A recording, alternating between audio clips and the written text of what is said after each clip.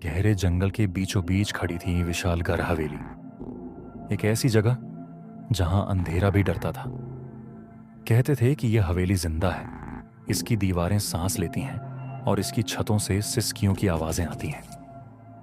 कोई नहीं जानता था कि आखिर हवेली के अंदर क्या था, लेकिन जिसने भी वहां जाने की कोशिश की वो या तो पागल होकर लौटा या फिर कभी वापस नहीं आया। राहुल और उसके दोस्त समीर, आकाश और रोहित शहर से गांव घूमने आए थे। जब उन्होंने इस हवेली के बारे में सुना तो उनके मन में जिज्ञासा जाग उठी।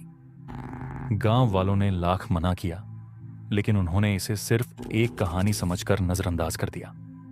जैसे ही वे हवेली के पास पहुंचे, अचानक आसमान में गड़गड़ाहट होने लगी। हवेली का मुख्य दरवाजा टूटा हुआ था, लेकिन जब वे अंदर घुसे तो दरवाजा अपने आप जोर से बंद हो गया। भीतर घना अंधेरा था, हवा में बदबू भरी हुई थी। चारों ओर मकड़ियों के जाले लटके हुए थे और फर्श पर गाढ़े लाल रंग के दाग थे, मानो किसी ने वहां पर किसी को बेरहमी से मार डाला हो। जैसे ही राहुल ने आगे कदम बढ़ाया, फर्श पर पड़े धूल में किसी के ताजे पैरों के निशान दिखे। लेकिन अजीब बात यह थी कि ये निशान किसी के अंदर जाने के थे, बाहर आने के नहीं।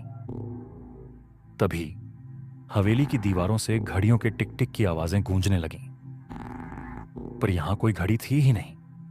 फिर ऊपर की मंजिल से किसी औरत के हंसने की भयानक आवाज आई। समीर ने टॉर्च ऊपर की ओर घुमाई और सबकी चीखें निकल गईं।